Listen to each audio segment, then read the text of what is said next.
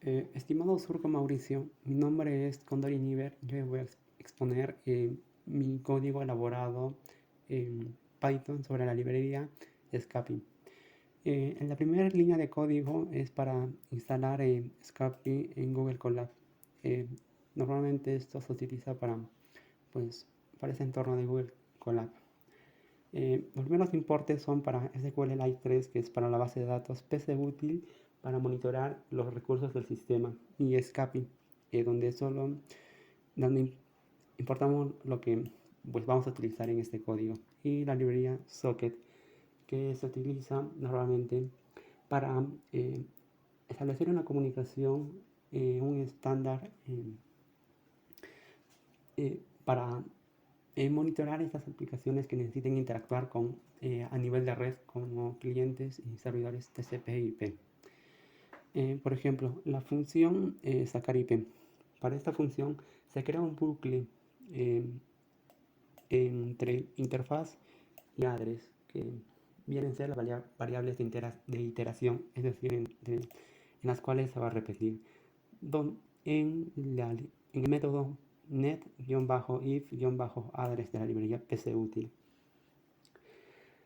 la cual devuelve un diccionario con los nombres de interfaces de red y los valores asociados a sus listas de direcciones. Se vuelve a crear otro bucle anidado para address in address. Se crea una condicional para este otro bucle, donde address family debería ser equivalente a socket.af-inet. Family es o, indica la familia de direcciones IP, IPv4 o IPv6, y debería ser equivalente a inet. Si se cumple esta condicional, se ejecuta esta AND, que es algo de lógica secuencial, donde si ambos son verdaderos, ese es verdadero y se ejecuta, donde address.address cambiando todo esto. Esto se utiliza para filtrar y excluir las direcciones IP del equipo, loopback. Y así, address.address con la dirección IP permite sacar direcciones IP que funcionan en la red. Si se cumple esta lógica secuencial, se devuelve el valor. En caso contrario, no se devuelve nada.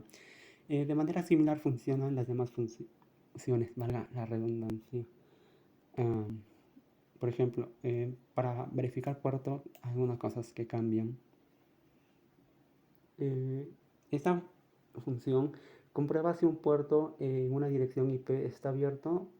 Para lograr esto, se hace uso del modelo OSI o TCP/IP en redes, pero el modelo más apropiado sería TCP/IP.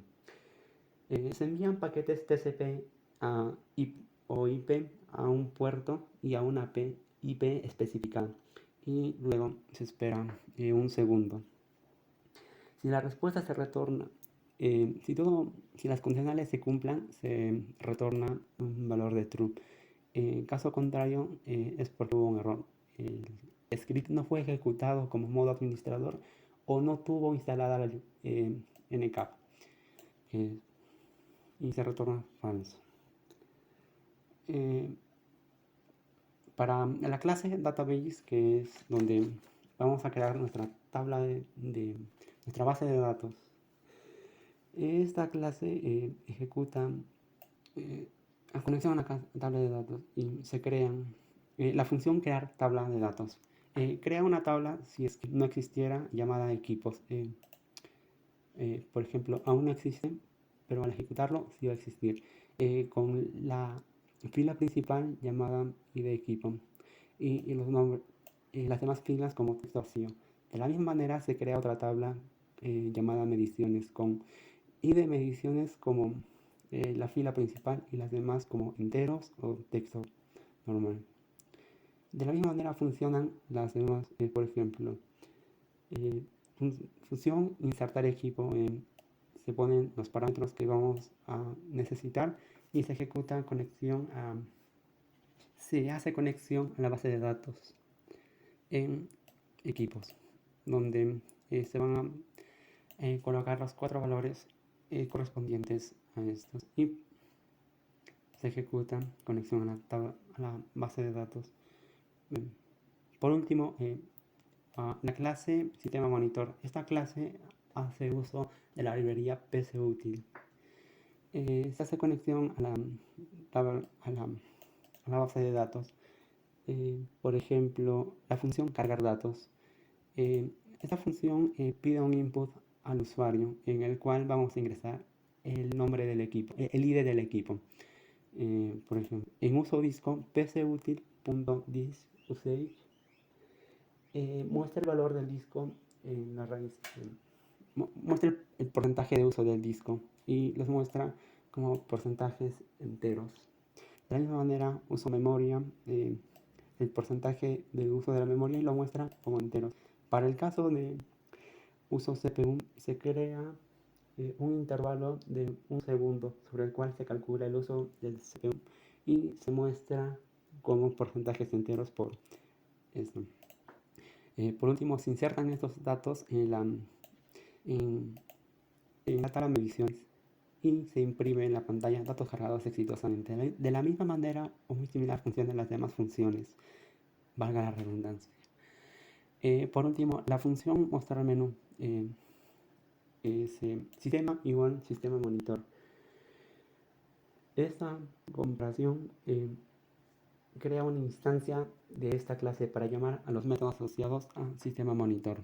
Se imprime todo esto en la pantalla para guiar al usuario y se crea un input donde se debe ingresar 1, 2, 3, 4 o 5 para ejecutar cada acción.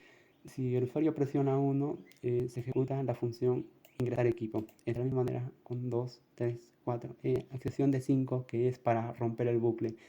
Y si el usuario llegara a colocar algo que no es apropiado, se imprime opción no válida, de nuevo pues no es válida. Esto solo es para ejecutar el menú.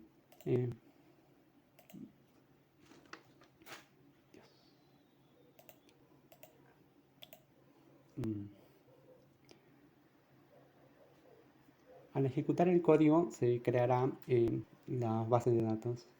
Por ejemplo, ingresar un nuevo equipo. PC1.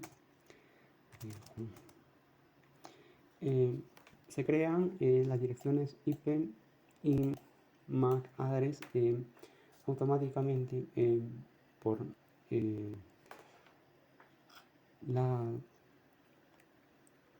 la comparación y la lógica secuencial. Y se creó la base de datos con llamadas de equipos. Vamos a cargar los datos y mostrarlos.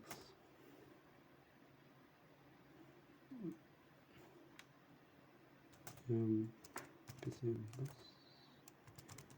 1, 2, 3.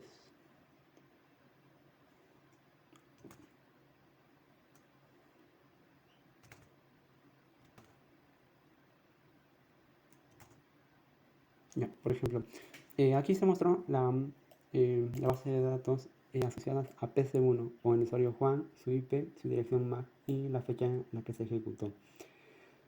Al igual que el porcentaje del uso de disco en entero y el uso de memoria, también de CPU. Por ejemplo, para la opción verificar puerto, siendo su IP 80. 80 es el puerto HTTP, o sea, del servidor web. El puerto 80 en la IP 172. No está disponible. Esto sucede porque no puedo instalar Nmap en Ubuntu, que es el sistema operativo que utilizo en mi laptop, o en Google Colab.